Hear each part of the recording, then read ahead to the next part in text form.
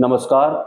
ये सत्पुरुष हैं, ये मायापार हैं, ये मेरे अंतिम गुरु हैं और आप में से बहुत सारे लोग इनके बारे में जानते हैं। हालांकि अब जा कर के इनके बारे में कुछ लोगों को पता लग रहा है, लेकिन जैसा कि मैं अपने वीडियो के बहुत सारे पार्ट्स में ये लाइन बोल चुका हूँ कि इनकी वजह से ही मैं जो भी बोलता हूँ अपने वीडियोज में बोल पाता हूँ। मतलब टोटली मेरी आध्यात्मिक जर्नी में जो टॉप अप हुआ था या फिर मेरी आध्यात्मिक जर्नी जो परब्रह्म के मार्ग पर चलने लगी थी, वो इनकी कृपा से ही चलने लगी थी। हालांकि पहले कभी भी मैंने ओपनली इनके बारे में चैनल पर इस तरह से नहीं बताया था, लेकिन अब जाकर मैं अपने गुरु के बारे में पब्लिकली इस चैनल पर बताता हूँ। अब होता क्या है, मुझे लगभग 5 साल से लोग फॉलो करते हैं इस चैनल पर और जो भी मैं बताता हूँ वो मुझ तक ही रहते हैं। मतलब काफ़ी जो लोग हैं वो मुझे ही गुरु मानते हैं।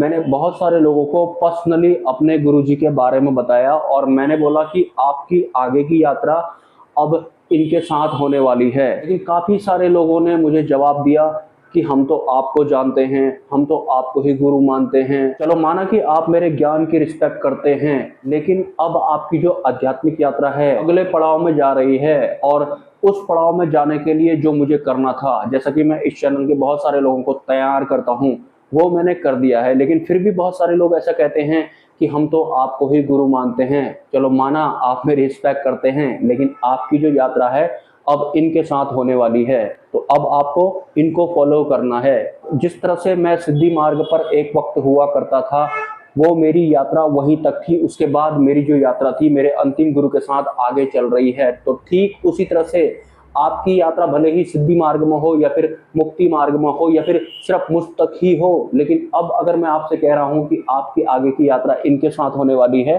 तो आपको इन्हें फॉलो करना है। वो बात अलग है कि आप मुझे भी काफी कुछ मानते हैं, मुझे गुरु मानते हैं, लेकिन मैं गुरु नहीं हूं। लेकिन जितना भी मैं हूं अपने गुरु की वजह से हूं और ये वास्तविक गुरु जरूर हैं, ये हमारे अंतिम गुरु जरूर हैं। हालांकि अक्षरधाम से जो भी संत जुड़े रहते हैं, जो कि आत्म स्थिर होते हैं, जो कि साक्षी भाव में होते हैं, वो कभी ये नहीं बोलते हैं कि मैं गुरु हूँ। अक्षरधाम के संतों की एक खास बात रहती है, वो कभी ये नहीं बोलेंगे कि मैं गुरु हूँ या फिर मैं परमात्मा हूँ। और अक्षरधाम से जुड़े जो भी सिद्ध संत होते हैं या फिर जो सत्पुरुष होते हैं, वो माया पार के होते हैं, वो आत्म स्थित होते हैं, आत्मस्वरूप वो होते हैं, सतरज तमो गुण के भी वो पार होते हैं। क्योंकि ये परब्रह्म की व्यवस्था है, जो परब्रह्म परमात्मा होते हैं वो भी तीनों गुणों के पार होते हैं। तो ये एकमात्र परब्रह्म की व्यवस्था है जहां पर कि इंसानों को वास्तविक मोक्ष या फिर मुक्ति घटित होती है। क्योंकि परब्रह्म के ही अवतार भगवान स्वामीनारायण हैं, तो उनके जीवन काल में जो भी उन्होंने आम इंसानों के कल्याण के लिए बताया था, वही सब यहाँ पर मैं भी बताता हूँ और मैं अपने गुरु की कृपा से बताता हूँ। और मेरे गुरु अक्षरधाम यानी कि भगवान स्वामीनारायण वाली व्यवस्था से संबंध रखते हैं। और जहां तक बात रही बहुत सारे लोग जो मुझे गुरु मानते हैं, तो इसके लिए तो अब मेरे गुरुजी को ही कुछ करना पड़ेगा।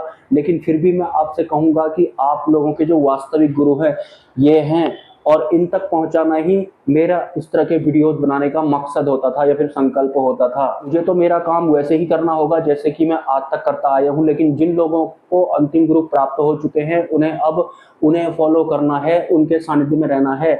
आपको मोह नहीं पालना है, किसी का गुरु शिष्य वाला मोह भी आपको नहीं पालना है। से भी आप माया पार वाली भक्ति में शामिल हो चुके हैं, तो मायावार वाली भक्तियों के बारे में आपको सोच करके अपना समय खराब नहीं करना है। मैं काफी टाइम बता चुका हूं कि अनंत जन्मों के बाद इंसान के जीवन में परब्रह्म की भक्ति आती है। परब्रह्म की भक्ति फ्री फंड में नहीं मिलती है किसी को, ऐसे जिसका टर्न आ जाता है, जिसे परब्रह्म खुद चुनते हैं। भले ही मुझे आधार बनाकर आपको भगवान स्वामीनारायण से मिलाया गया होगा, लेकिन उनके द्वारा ही चुना गया होगा, तो ही मुझे भी आधार बनाया गया होगा। ये फिक्स होता है। परब्रह्म की भक्ति हर किसी के नसीब में नहीं होती है। देखिए बहुत पहले या फिर शुरुआत में ही मेरे अंतिम गुरु द्वारा मेरे को बोला गया था कि तुम इस लोक के नहीं हो, तुमसे कुछ काम करवाना था, जो कि 70% लगभग पूरा हो चुका है। अब ऐसा बोलने का मतलब ये नहीं है कि सिर्फ मैं ही किसी अन्य लोक का हूँ। आप जो भी लोग हो, आप ये गलतफहमी में मत रहना कि आप प्रॉपर इसी लोक के वासी हो। हर लोक में घूम फिर के इंसान मनुष्य बनता है और मनुष्य योनि में ही उसे एक दिन परब्रह्म की भक्ति मिलती है, और परब्रह्म की भक्ति करने के बाद ही उसे वास्तविक मोक्ष घटित होता है। मतलब माया पार वाली भक्ति करनी होती है, उसे समझना होता है, तब जाकर ही इंसान भी ब्रह्म रूप होता है या फिर वो भी माया पार होता है, जैसे गुरु हैं वैसा वो होता है। तो सिंपली जो भी लोग भगवान स्वामीनारायण वाली व्यवस्था में जुड़ गए हैं तो उनको बस वही सब फॉलो करना है, बाकी इधर उधर की बातों पर आपको नहीं जाना है। आपको अंतिम गुरु तक रहना है, आपको अंतिम किताब तक रहना है, आपको अंतिम मंत्र तक रहना है, आपको अंतिम ध्यान भी भगवान स्वामीनारायण का करना है कि भगवान स्वामीनारायण की भक्ति उनके जीवन में आती है जिनका वास्तव में अंतिम जन्म होता है, मतलब वो जन्म और मृत्यु के बंधन से मुक्त होने वाले होते हैं। जो अन्य होते हैं उन्हें तो कुछ पता ही नहीं होता है, और ऊपर से परब्रह्म की भक्ति के लिए तो एक पर्टिकुलर समझ की जरूरत भी पड़ती है, वो भी आम इंसान में नहीं होती है। तो उसके लिए तैयार करना ही मेरा काम था कि मुझे लगता है कि मेरे गुरुजी की कृपा से मैंने काफी हद तक पूरा किया होगा। तो आगे की यात्रा अब आपको ऐसे तय करनी है। मैं ये नहीं कह रहा हूँ कि आपको अब मेरे वीडियोस नहीं देखने हैं या फिर आपको इधर आना ही नहीं है, आप देख सकते हैं, लेकिन वास्तविक जो गुरु हैं, अब आपके अंतिम गुरु, उनके अलावा आपको किसी गुरु की जरूरत नहीं पड़ेगी इस पृथ्वी लोक में, इस जन्म में। तो उनके सत्संग में आपको बने रहना है। जैसा कि मैंने आपको बताया, हमारे जो ये दांत होते हैं, ये काम क्रोध लोभ मोह भय के दांत हैं एक तरीके से। ये अगर चबाते जाएंगे, खाते जाएंगे तो ये अपनी सत्ता बनाते जाएंगे। ये ना चबा पाए, ये जो दांत होते हैं काम क्रोध लोभ मोह भय के, इन पर नींबू रगड़ना होता है। अगर दांतों पर नींबू रगड़ दिया जाएगा तो फिर ये खा नहीं सकते हैं, चबा नहीं सकते हैं। ठीक उसी तरह से काम क्रोध लोभ मोह भय को बेअसर करने के लिए सत्संग सुनना पड़ता है। किनका सत्संग सुनना पड़ता है? भगवान स्वामीनारायण वाली व्यवस्था के अंडर में जो सत्संग सुनाया जाता है या गाया जाता है, उसे सुनना पड़ता है। सुनते सुनते आपके अंदर ऐसी काबिलियत आ जाती है कि काम क्रोध लोभ मोह भय आप पर बेअसर होता जाएगा, मतलब आप इन सबसे ऊपर उठते जाएंगे। कुछ इस तरह से आप समझ सकते हैं। दोबारा से मैं कुछ चीजें रिपीट कर देता हूं। आपको ध्यान किसका करना है? माया पार के जो होते हैं उनका ध्यान करना है। कौन होते हैं माया पार? भगवान स्वामीनारायण होते हैं, या फिर अंतिम गुरु होते हैं, या फिर अक्षर ब्रह्म सत्पुरुष होते हैं। आपको मंत्र जब भी जो माया पार होते हैं उनका ही करना है। कौन होते हैं?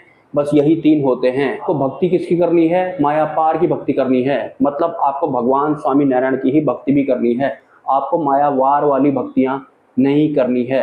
मायावार वाली भक्तियों की सरल भाषा में पहचान बता देता हूं। अगर वो भगवान या वो देवता अगर सत रज और तमोगुण के अंडर में आते हैं तो समझ लेना कि वो मायावार वाले हैं, या फिर वो माया के साथ में मिलकर काम करते हैं, या फिर अपनी सत्ता चलाते हैं, या फिर अपनी सृष्टि चलाते हैं। तो ग्रहण करने की क्षमता आप में होनी चाहिए। ऐसा नहीं कि जब तक कोई आएगा आपको बिल्कुल बताएगा तब जा कर के आप एक्सेप्ट करोगे, जब सबूत मिलेगा आपको तब जा कर के आप कुछ मानोगे। ऐसा नहीं चलता है।